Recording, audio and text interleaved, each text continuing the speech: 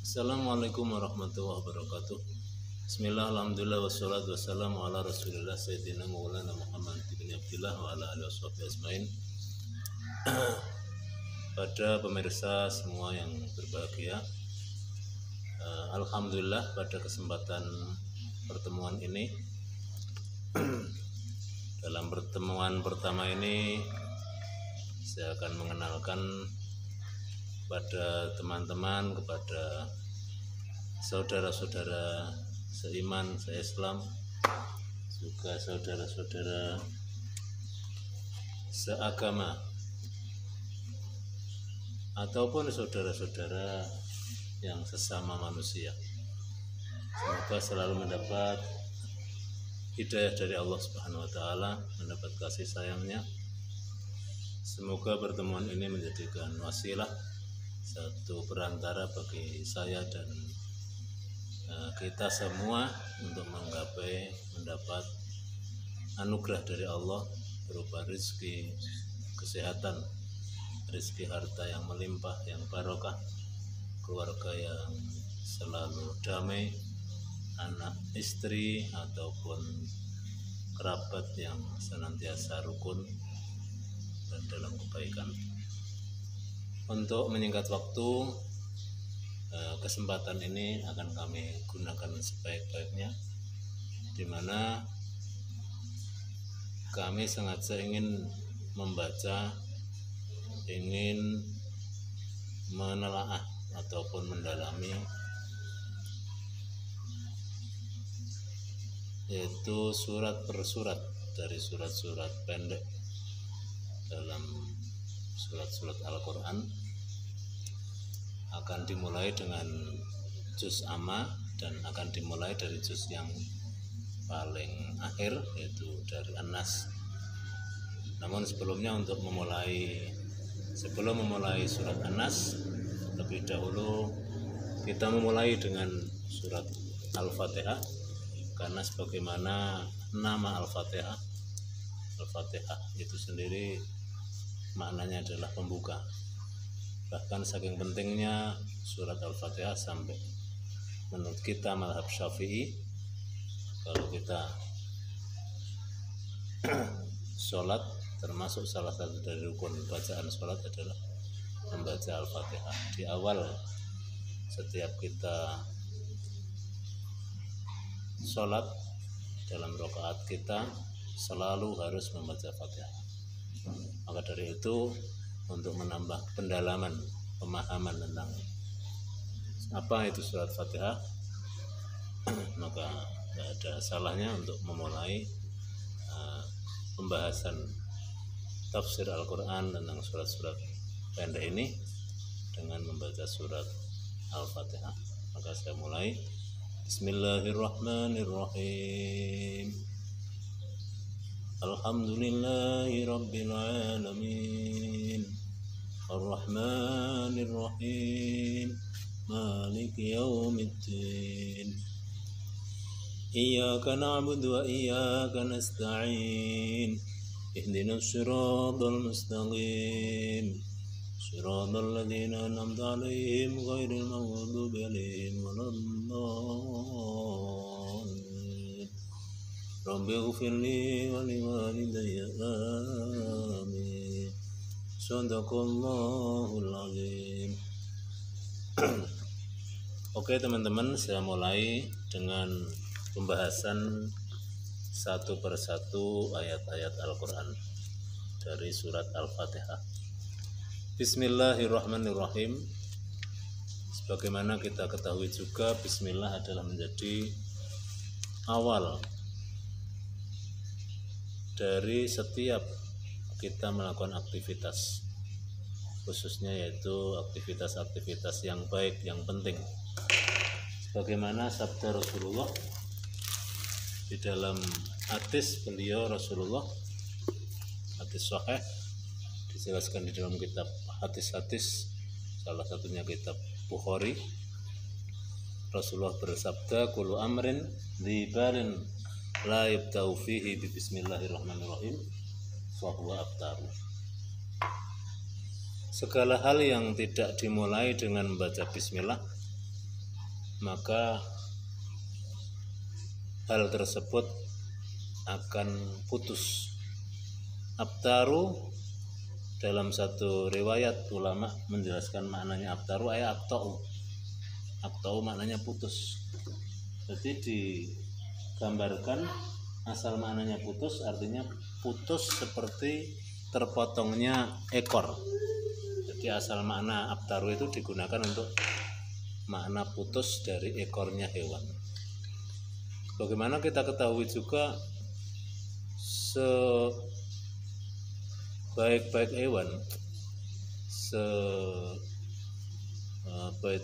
bagus-bagusnya hewan yang dijual di pasar, itu akan hilang harganya atau akan turun drastis harganya ketika hewan tersebut, misal saja seperti kambing atau sapi, tidak ada ekornya putus, yang mungkin asalnya harganya 20 juta ataupun 30 juta seekor sapi. Setelah tidak ada buntutnya, mungkin orang mau membeli itu bisa sampai 15 juta kalau dari harga 20 juta. Bisa saja bahkan sukar untuk mencari pembeli, kecuali mungkin pembeli yang niatnya untuk disembelih untuk dijual dagingnya. Karena kalau mau disembelih untuk korban atau untuk hewan korban, itu saja nggak sah ketika terputus ekornya ini.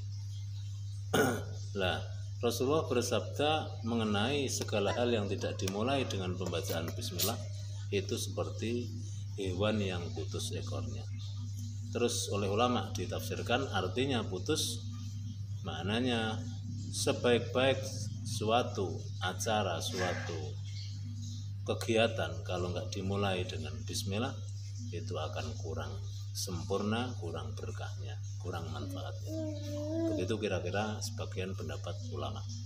Maka dalam mazhab Syafi'i, setiap membaca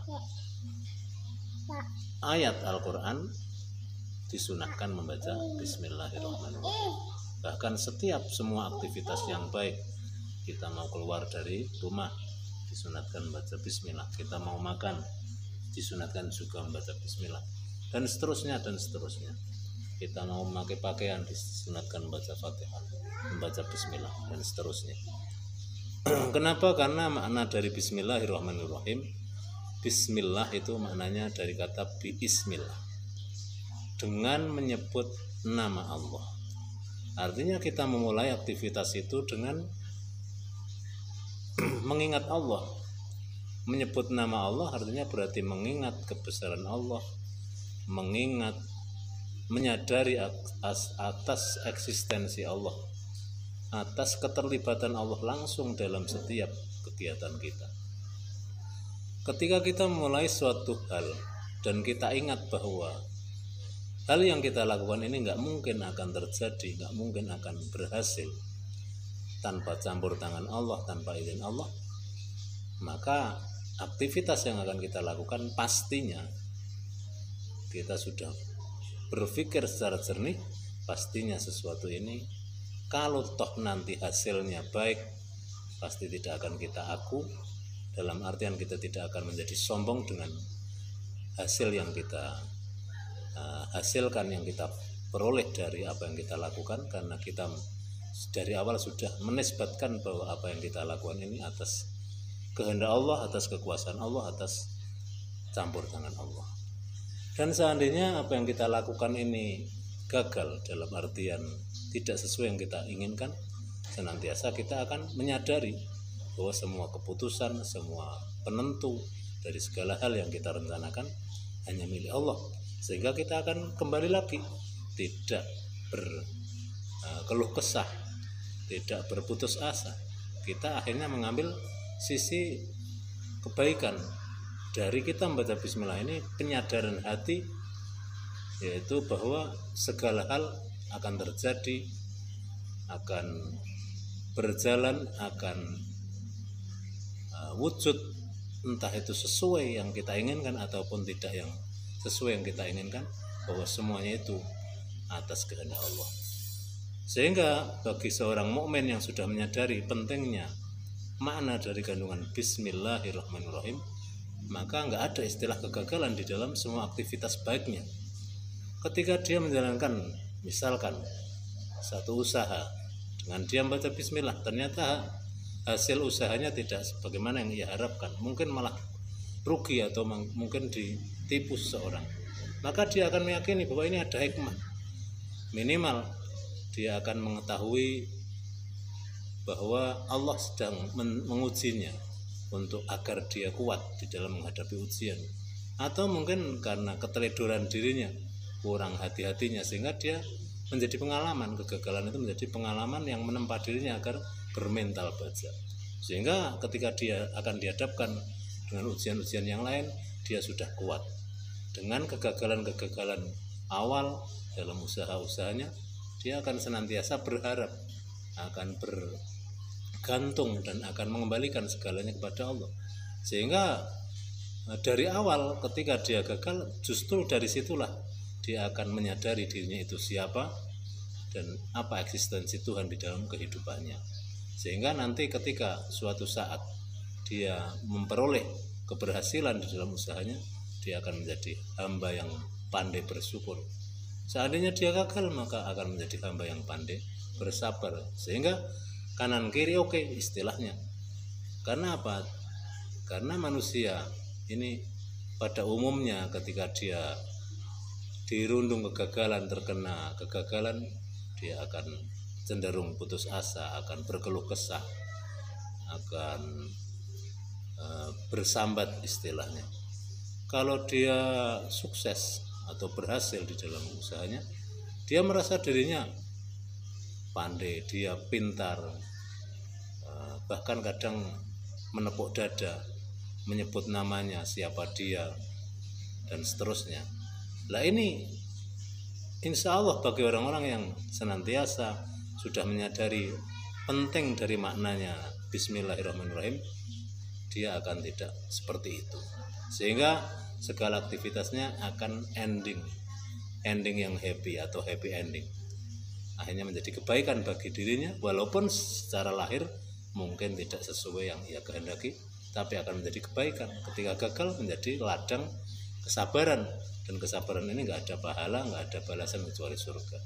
Ketika dia sukses, dia akan semakin bersyukur, sehingga apa yang menjadikan dirinya sukses, kesuksesannya akan menambah dirinya mendekat kepada Allah, akan menambah dirinya semakin disenangi oleh manusia dan dicintai oleh Allah SWT. Mungkin sementara apa yang saya sampaikan untuk membaca Bismillahirrahmanirrahim atau untuk menjelaskan Bismillahirrahmanirrahim sampai di sini dulu, karena durasi waktu yang sudah agak panjang. Nanti bisa diteruskan di part yang kedua atau episode yang kedua untuk menjelaskan tentang makna Ar-Rahmanir-Rahim dari Bismillahirrahmanirrahim. Assalamualaikum warahmatullahi wabarakatuh.